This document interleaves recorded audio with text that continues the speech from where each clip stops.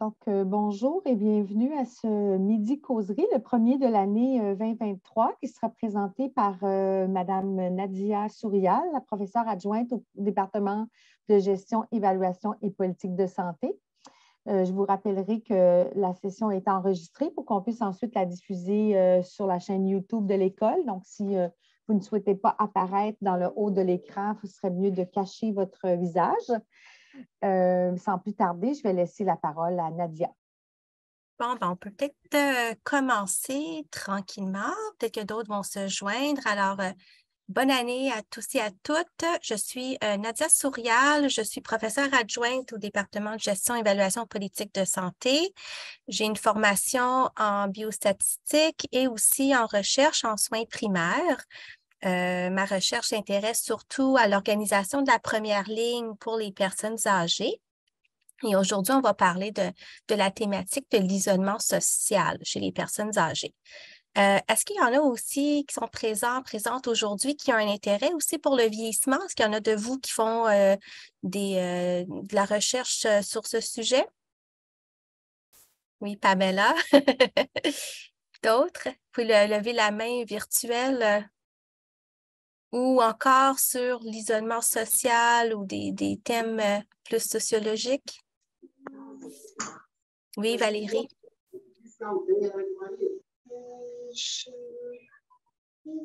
Bon, ben très bien. Alors, sûrement que ça va pouvoir aussi nourrir vos propres réflexions. Donc, sans plus tarder, je vais partager mon écran. Juste pour rappel, de demander à tout le monde de fermer leur micro. Comme ça, on n'aura pas d'autres bruits durant la présentation. Là, ça va pour vous? Oui, là, c'est parfait. OK, super. Donc, de quoi est-ce qu'on va se parler ce midi? Puis j'espère que ça va être une présentation assez courte pour qu'on ait du temps à la fin pour discuter et pour prendre plusieurs de vos questions. Donc, aujourd'hui, on va parler de l'isolement social chez les personnes âgées et comment on peut voir ça comme une double pandémie chez cette population. Donc, précisément, je vais vous présenter là, des résultats de deux études qui visaient aller approfondir notre connaissance chez cette population vulnérable, donc de mieux comprendre quelles sont les caractéristiques de cette population et aussi qu'est-ce qu'ils ont vécu là, durant la pandémie et comment est-ce qu'on pourrait envisager là, mieux planifier là, les services mis en place pour soutenir cette population. Donc, d'abord, quelques mots sur justement les enjeux de l'isolement social. Il faut savoir que c'est très prévalent chez les personnes âgées. Les études démontrent que c'est une personne sur quatre chez la population âgée qui est considérée socialement isolée. Donc, non seulement ça a des répercussions sur leur santé, sur leur vécu social, mais il y a aussi une très grande littérature qui démontre à quel point ça a aussi un impact sur leur santé physique et mentale. Donc, l'isolement social chez les personnes âgées, ça augmente le risque d'avoir un système immunitaire affaibli, ça augmente le risque de dépression, de déclin cognitif menant même jusqu'à l'Alzheimer. Ça va augmenter le risque d'avoir besoin de recours aux services hospitaliers, visite à l'urgence et aussi, ça augmente le risque de mortalité. Et il faut savoir qu'aujourd'hui, on considère l'isolement social comme le nouveau tabagisme parce qu'on sait que maintenant, la solitude et l'isolement social, puis on va aller justement découper prochainement là, la différence de ces deux concepts-là, mais c'est encore plus lié à un risque plus élevé de mortalité que le tabac et l'obésité. Donc, vraiment, c'est considéré là, au même degré que de fumer 15 cigarettes par jour. Donc, pour vraiment vous mettre à l'esprit à quel point c'est un enjeu très, très important et aussi sous-estimé aussi dans son importance comme enjeu là, de santé dans la population. Alors, quand on parle d'isolement social, il faut vraiment savoir comment le définir. Puis, si vous travaillez dans ce domaine-là, vous allez voir qu'il y a plusieurs différentes façons de le mesurer. Mais globalement, comment est-ce qu'on le mesure comme concept? Il faut savoir que l'isolement social, c'est un état objectif. Objectivement, on va aller mesurer à quel point une personne peut être isolée en termes de ses relations, ses interactions sociales, ses contacts sociaux. Donc, on peut penser à compter la quantité de fois qu'ils ont des contacts et des fois, on peut parler de la qualité, mais c'est plutôt en termes de quantité. Donc, c'est vraiment une mesure objective qu'on va chercher. Comparé à la solitude, donc souvent on utilise ces deux termes de façon plus ou moins interchangeable. Des fois, quand on parle de l'isolement social, on peut se confondre avec la solitude, mais il faut savoir que ces deux concepts quand même différents parce que l'isolement social, ça vise, et je suis désolée pour le bruit de fond, là, je suis au bureau aujourd'hui, donc j'espère que ça ne vous dérange pas trop. L'isolement social, c'est un concept objectif, comme on vient de se parler, donc vraiment d'aller mesurer l'état des liens sociaux d'une personne versus la solitude, qui est une perception subjective de la personne sur son état social. Donc, s'il se sent avoir suffisamment de contact avec d'autres, est-ce qu'il se sent assez intégré? Donc, ça vient vraiment chercher une perception subjective. Donc, concept différent, bien sûr relié, mais aussi distinct. Donc, ici, on a une petite étude qui vient d'être publiée tout récemment, qui ont regardé justement le chevauchement de ces deux concepts. Donc, on peut voir ici, ils ont fait une étude chez des personnes âgées, c'était aux États-Unis. Donc, ils ont vu que pour le sous-ensemble de patients qui rapportaient être soit socialement isolés ou le sentiment de solitude, on voyait qu'il y avait quand même 9 de ces personnes-là qui se sentaient à la fois socialement isolées et seules, mais quand même, on voit qu'il y avait 20 qui étaient socialement isolés sans se sentir seuls et inversement, 9,8 des personnes qui rapportaient se sentir seules, même s'ils n'étaient pas socialement isolés. Donc, on peut voir qu'il y a un certain recoupement, mais que ça peut quand même être des situations distinctes. Ici, une petite enquête de 2021 pour vous montrer à quel point non seulement c'est un enjeu majeur partout au monde, mais surtout au Canada, vous allez voir aussi encore plus au Québec. Ici, c'est une enquête du Commonwealth Fund de 2021. Des répondants sont allés voir des répondants pour savoir s'ils déclaraient se sentir souvent ou parfois isolés. Et on voit que d'après tous les pays là, du Commonwealth, on voyait que c'était le Canada qui remportait la plus grande prévalence là, de sentiments de solitude ou d'isolement à 37 %. Et quand on regarde la figure à droite, on voit aussi que c'est plus souvent rapporté par les femmes que les hommes. Est-ce que vous avez une idée pourquoi ça pourrait être plus fréquent chez les femmes que les hommes? Est-ce que vous avez une idée? Vous pouvez le mettre dans le chat, ouvrir vos micros.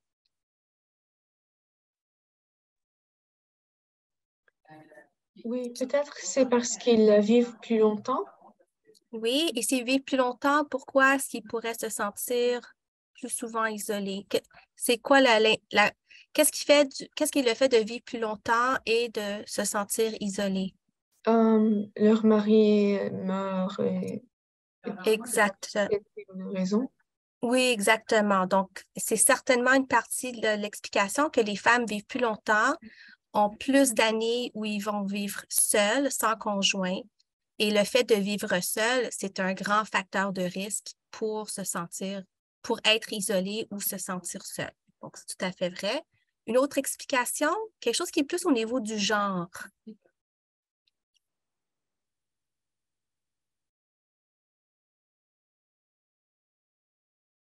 Donc, celle-là était peut-être un peu plus subtile à voir. En fait, on sait de façon générale que les femmes vont avoir plus grand besoin de socialiser pour les femmes.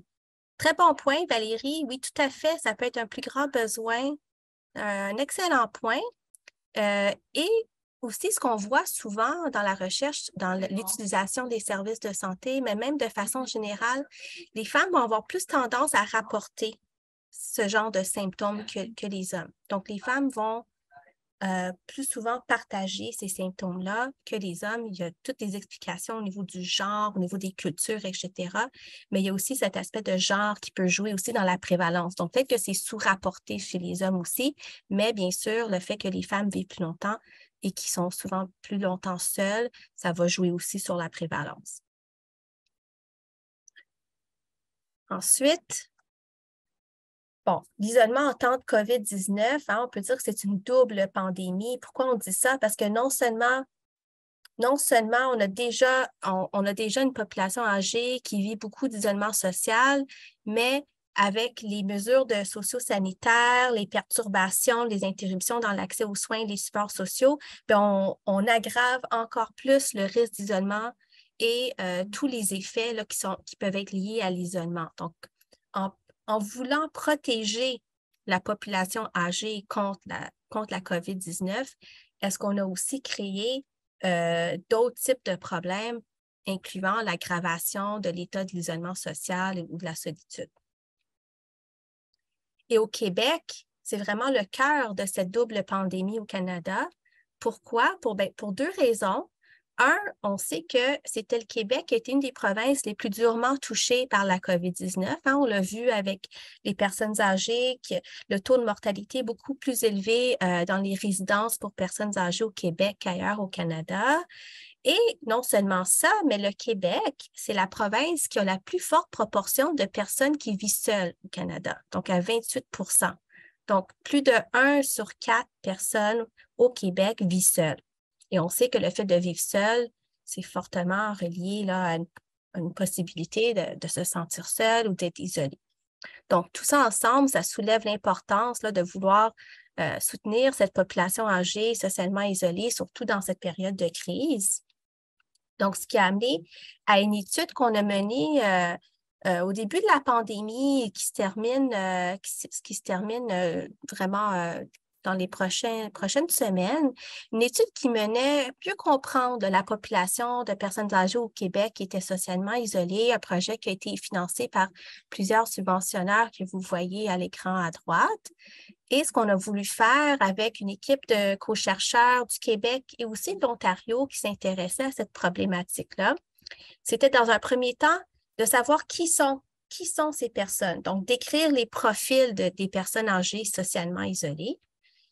Ensuite, de voir est-ce qu'il y a une association entre le fait d'être socialement isolé et l'impact sur la santé mentale et l'utilisation des services de santé durant la pandémie. Donc, est-ce que le fait d'avoir été socialement isolé durant la pandémie, ça l'a aggravé plus que chez d'autres qui ne sont pas socialement isolés, aggravé là, les instances de dépression, par exemple, d'anxiété, plus fréquence d'utilisation de l'urgence, etc. Et un troisième objectif, c'était aussi de parler à des personnes âgées en risque d'isolement social et de comprendre leurs expériences vécues durant la pandémie. Donc, aujourd'hui, je vais vous parler des objectifs 1 et 3. L'objectif 2 est encore en cours.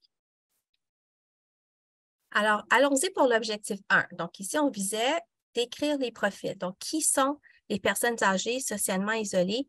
Et on vise ici dans le contexte québécois. Donc, ce qu'on a fait, c'est qu'on a mené une étude transversale observationnelle qui s'est conduite entre mars et juin 2020 à partir de données auto-rapportées par un outil qui s'appelle ESOGER. Donc, ESOGER, c'est un acronyme pour Évaluation socio-gériatrique. Donc, c'est un questionnaire téléphonique qui se fait auprès de personnes âgées. C'est un outil qui a été développé par le docteur Olivier Beauchet, qui est gériatre et aussi chercheur ici à l'université.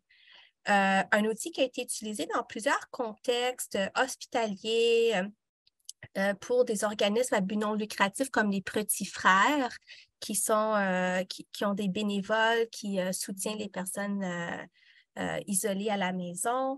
Et ça a aussi été un outil recommandé par le ministère de la Santé et des Services sociaux. Donc, qu'est-ce qu'on est allé retirer de ce questionnaire-là? Bien, le questionnaire comprenait 24 questions avec, avec des caractéristiques multidimensionnelles sur les personnes âgées. Donc, on allait chercher des informations sur leur santé mentale, santé cognitive, leur statut physique et bien sûr des questions sur leur état social pour nous permettre justement d'aller voir qui, dans cet échantillon-là, qualifierait d'être socialement isolé, en plus de variables sociodémographiques. Donc, qu'est-ce qu'on a fait avec ces données-là? Bien, d'abord, on a défini les personnes âgées qui étaient socialement isolées comme étant ceux qui rapportaient vivre seuls et qui rapportaient que dans les derniers jours, ils n'avaient eu aucun contact externe. Donc là, vous voyez, on vient chercher une définition plutôt objective de l'isolement social. Et comme je vous ai dit, il y a une panoplie de différentes façons d'opérationnaliser l'isolement social dans la littérature. Nous, on a pris une définition parmi d'autres, mais aussi qui se collait aux données qu'on avait dans le questionnaire.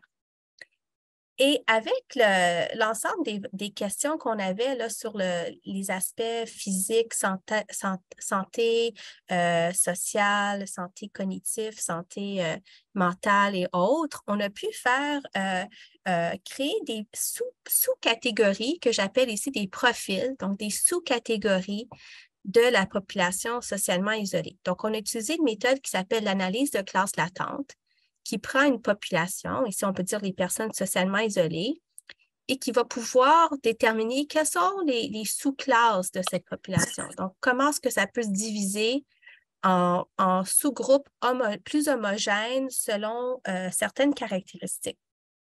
Et avec cette méthode-là, on peut se servir là, de critères de sélection de modèles comme AIC et BIC pour déterminer quel est justement le nombre de classes optimales qu'il faut garder.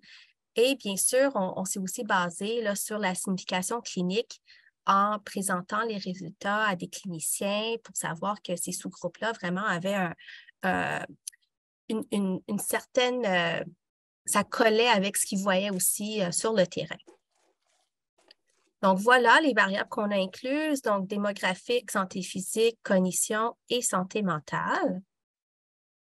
Donc, on avait l'âge et le sexe, s'ils prenaient plus de 5 médicaments par jour, s'ils avaient une aide à marcher, s'ils recevaient soins à domicile, s'ils étaient capables de nous dire le mois et l'année, et une variable sur la santé mentale, donc un niveau d'anxiété de 0 à 10.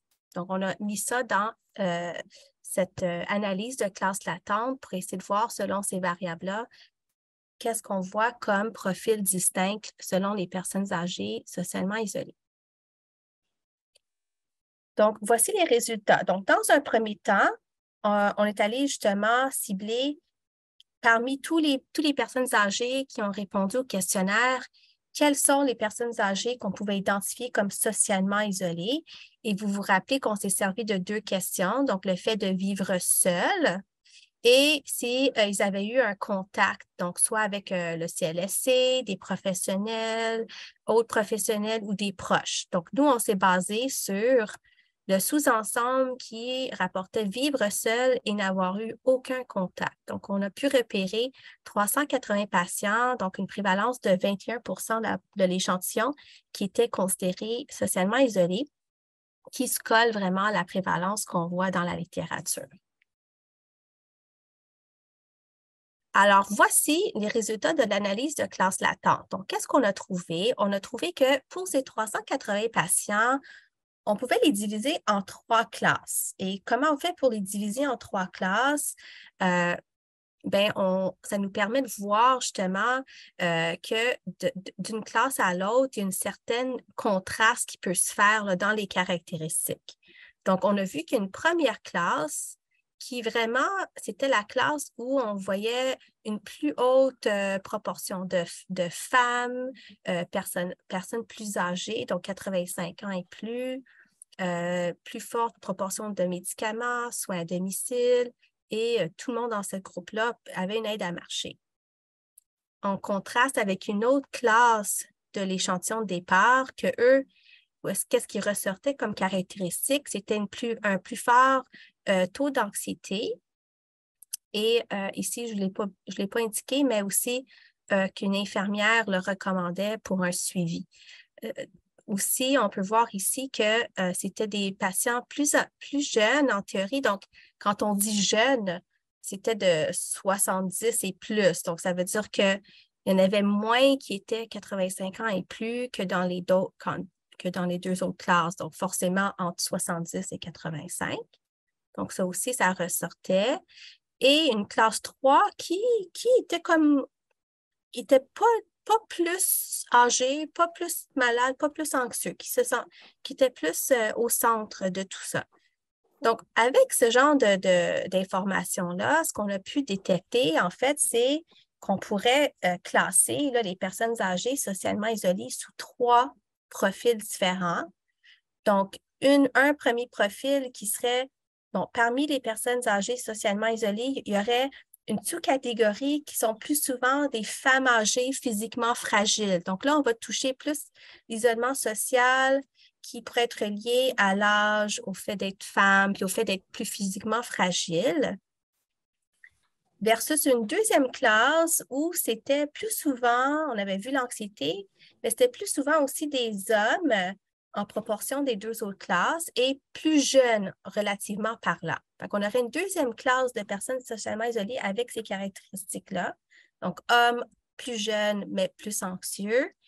Et une troisième classe qui semblait être des femmes âgées, donc plus, encore une fois, une grande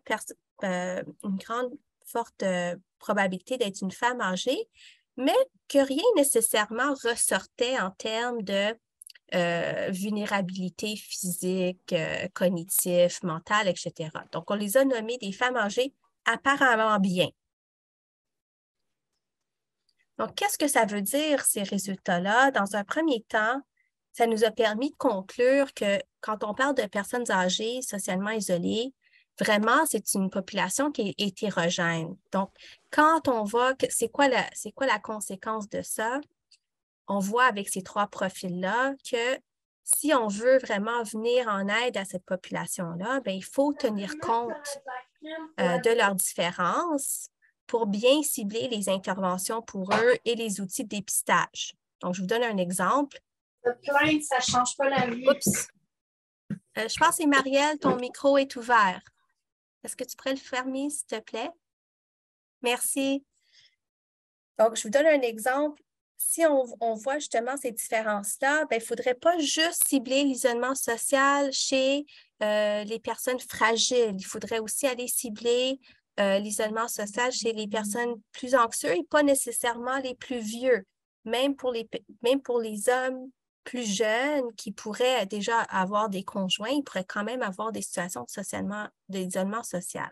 Donc, la façon dont on va aller essayer de détecter et de venir en charge de ces personnes-là devrait être ciblé, devrait être pris en compte.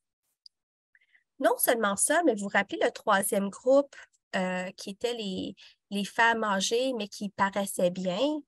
Ça veut dire qu'il ne faut pas non plus conclure que si une personne est socialement isolée, ça ne veut pas nécessairement dire qu'il requiert d'intervention.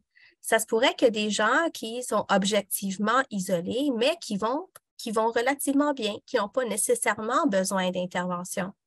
Et là, ça soulève l'importance de vraiment avoir la perception du patient lui-même, elle-même, sur son état d'isolement et sur leurs besoins. Donc, important de ne pas nécessairement conclure que si on est socialement isolé, que forcément, on a besoin d'intervention. Alors, ça, c'était pour le premier objectif où on souhaitait décrire la population des personnes socialement isolées. Là, je pense au deuxième objectif pour notre présentation aujourd'hui, c'est on voulait aussi aller parler à des personnes âgées qui vivaient seules pendant la pandémie et de mieux comprendre leurs expériences vécues. Donc, ici, vous allez voir qu'on a fait une décision de ne pas cibler personnes âgées socialement isolées.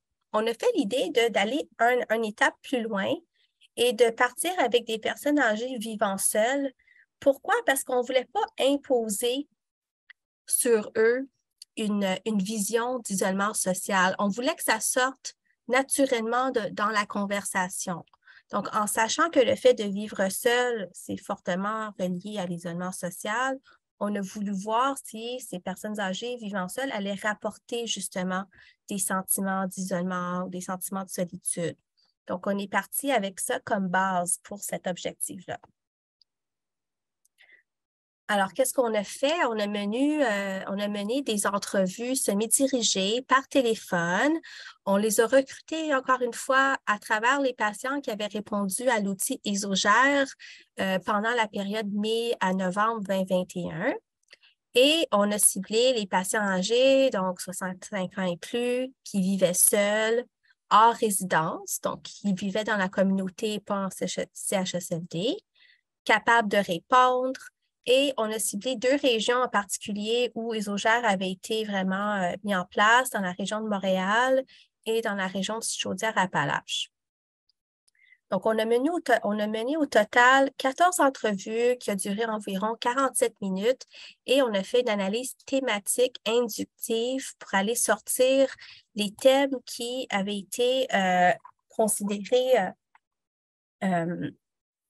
qui ressortaient de façon assez clairement à travers ces différentes entrevues avec cet échantillon-là. Alors, ce qu'on a pu faire ressortir à travers ces 14 entrevues, c'est vraiment 2 thèmes vraiment intéressants. Donc, dans un premier temps, thème 1, en fait, on a été étonnés par l'état d'autonomie et d'adaptation que ces personnes âgées ont pu faire durant la pandémie. Et dans un deuxième temps, l'importance qu'ils donnaient aux liens sociaux et les services de proximité. Donc là, on va y aller en plus de détails pour vous expliquer aussi avec les verbatims des patients, qu'est-ce qu'on veut dire par ces 2 thèmes. OK.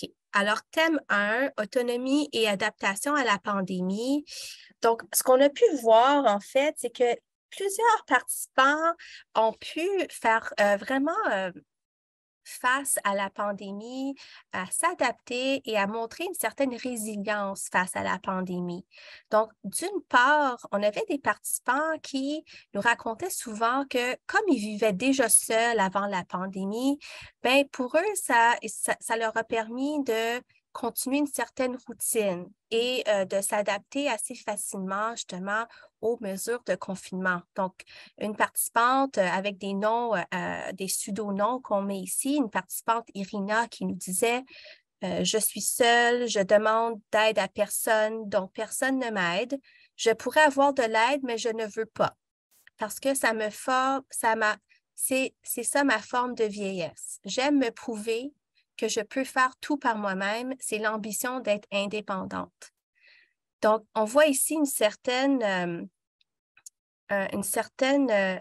importance de patients de garder leur autonomie, de prouver leur autonomie et de démontrer qu'ils sont capables de passer à travers sans nécessairement recourir à l'aide d'autres. Donc, ça, c'était un des aspects qui ressortait souvent.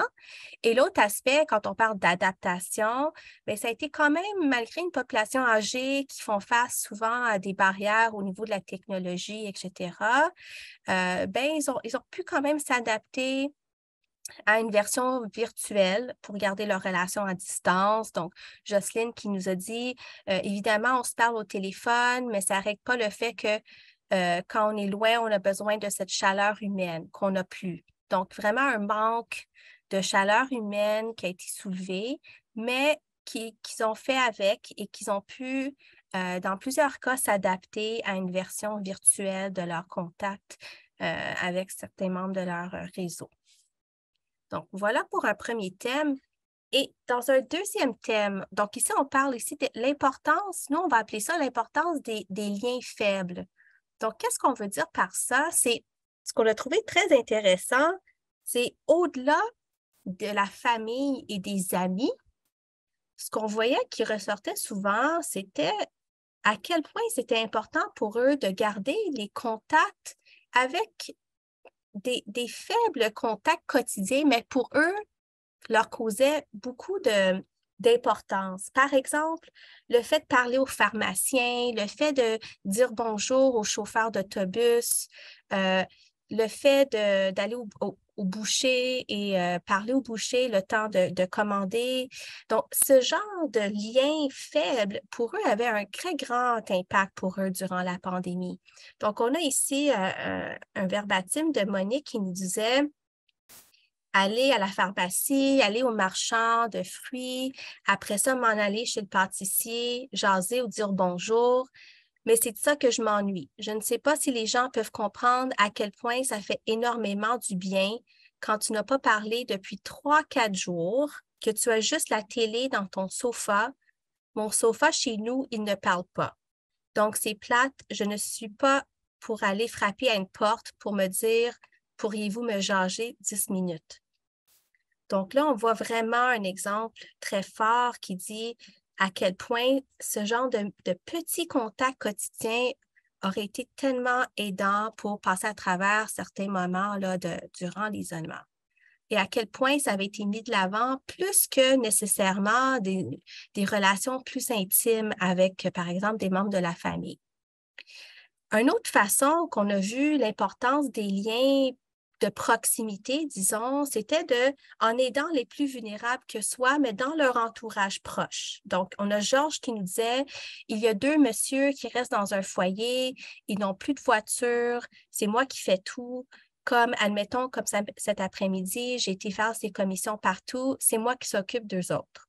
Donc, une autre façon dont les personnes âgées ont pu s'adapter à garder un certain contact avec leur réseau proche, vraiment physiquement proche, tout en se sentant utile et en aidant d'autres qui sont plus vulnérables que eux. Donc, pour venir combler un certain besoin social, mais aussi un besoin de se sentir utile pendant cette période. Et finalement, un autre aspect qui sortait dans cette idée de lien, de proximité, c'était à quel point aussi le support social qu'ils arrivaient à avoir par des ressources et des services de proximité les manquait. Donc, par exemple, Teresa qui nous disait, premièrement, j'ai beaucoup d'activités physiques. J'allais dans un gymnase et il y avait des activités dans le gym, de la Zumba, de la gymnastique aquatique. Je passais à peu près 3 jours par semaine à faire différentes activités. Tout ça, c'est coupé. J'ai des amis là-bas. On allait prendre un café après les activités. Donc là, on voit en fait qu'encore une fois, par des moments de quotidien avec des gens de leur entourage, ce genre de lien était vraiment important pour eux et qui était absent durant cette période de la pandémie. Donc, encore une fois, ce qui ressortait, c'est pas nécessairement ici l'activité physique, mais le fait qu'elle allait prendre un café après ces activités-là. C'est ça pour eux qui comptait beaucoup. Alors, qu'est-ce qu'on peut retirer comme interprétation de ces résultats-là? D'abord, ce qu'on a vu dans de nos participants, c'est vraiment leur capacité à s'adapter aux mesures de confinement. On était vraiment surpris par l'importance des liens significatifs et des services de proximité. Donc, vraiment les liens proches autour d'eux, dans leur entourage, dans leur quartier, qui pour eux était très important pour eux. Et quand c'était non disponible durant la pandémie, c'est ça qui faisait un gros impact sur leur sentiment de solitude. Donc, ça soutient vraiment l'importance de penser, là maintenant, si on se met comme chercheur, à voir qu'est-ce qu'on fait avec ces informations-là, mais ça soulève vraiment l'importance de penser à maintenir et développer les services locaux pour le soutien social des personnes âgées. Donc, qu'est-ce qu'il faudrait songer à mettre en place pour soutenir cette population-là? Ce n'est pas nécessairement de créer, de faciliter des liens de profondeur, mais plutôt des liens quotidiens qui font beaucoup de bien à cette population-là parce que ça leur permet juste le temps de parler quelques minutes, ça leur donne ce soutien social dont ils ont besoin. Et aussi, quand on pense à évaluer les personnes âgées, par exemple en première ligne, d'abord, on n'évalue pas très souvent l'isolement social en première ligne. C'est souvent mis de côté. On va souvent regarder plus les problèmes physiques, l'hypertension, d'autres problèmes de santé, mais on ne demande pas souvent si un patient a des problèmes au niveau de l'isolement social ou de la solitude. Et ça, on voyait que si on veut vraiment aller plus loin dans ce type d'évaluation-là, quand on va parler aux patients âgés de ça, il faut vraiment considérer leur réseau de proximité. Donc, pas seulement demander est-ce que vous avez de la famille, des amis sur qui vous pouvez compter. Oui, c'est super important pour d'avoir des aidants, mais aussi, est-ce que vous avez une vie de quartier? Est-ce que vous avez des voisins que vous voyez régulièrement ou des gens dans votre quartier? Ça, ce réseau de proximité-là est extrêmement important pour vous aussi. Donc, j'arrive déjà à la fin. Alors, message à retenir. Qu'est-ce que j'aimerais que vous reteniez de cette présentation? Premièrement, la pandémie a pu vraiment modifier là, à quoi ressemble la population de personnes âgées socialement isolées. Ça a pu créer des nouvelles voies d'isolement. Les patients qui n'étaient pas isolés avant, qui le sont devenus à cause de la pandémie. Donc, l'importance de savoir que maintenant, il y a plusieurs façons de devenir socialement isolé, puis ça peut avoir différents regards. Donc, important de considérer cette hétérogénéité quand on va mettre en place des interventions. Et je ressouligne encore l'importance des liens de proximité qui devraient être mieux considérés dans le dépistage et le soutien de cette population. Alors, c'est ce que je voulais vous partager ce midi. Donc, j'aimerais d'abord vous remercier de votre écoute et je tiens à souligner aussi le soutien des subventionneurs et de remercier tous les participants là, qui ont partagé leur expérience durant cette étude. Alors, j'arrête le partage et ça va me faire plaisir de prendre vos questions et vos commentaires. Nadia, il y avait une première personne qui avait écrit dans le chat l'étude dont tu parlais en début de présentation, elle va sortir quand? Oui, il est à la dernière phase de révision. Il devrait être accepté sous peu. Ça va être dans le journal Maturitas, mais quand ça va être publié, je pourrais vous tenir au courant, mais ça devrait être autour de cet été, là, si j'avais à prédire. Merci Valérie. Est-ce qu'il y a quelque chose qui vous a peut-être surpris durant la présentation ou que vous trouvez qui était pas ce que vous avez pensé auparavant, par exemple?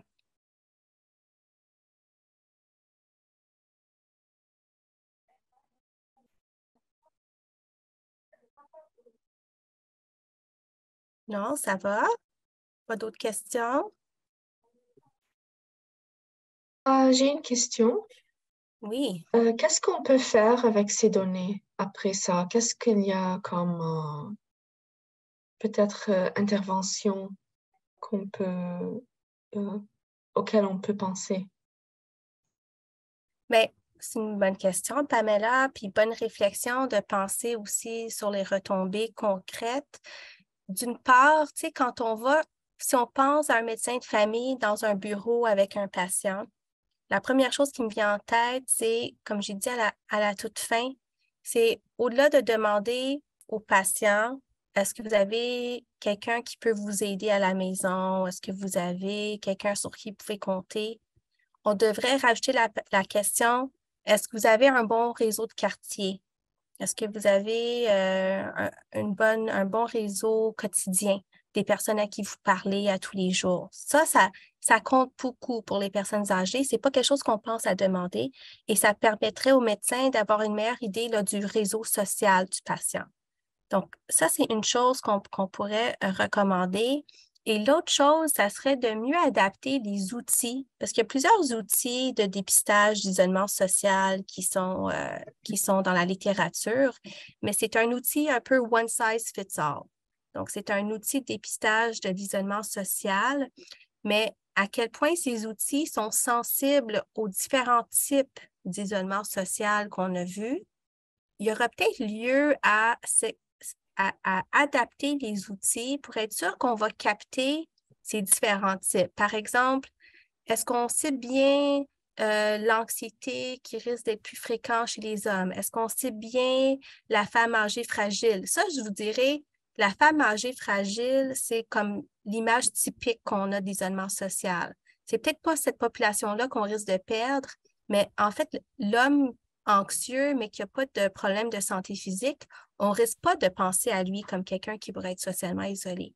Donc, est-ce que nos outils sont assez sensibles pour aller capter ces différentes catégories? Donc, il y aurait peut-être un petit travail à faire là-dessus pour mieux les adapter, pour être sûr qu'on ne perd personne dans ces évaluations-là.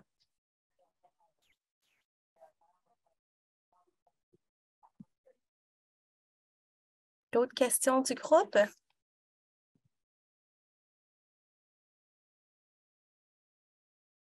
Bien, très bien. Chantal, est-ce que tu vois d'autres questions dans le chat?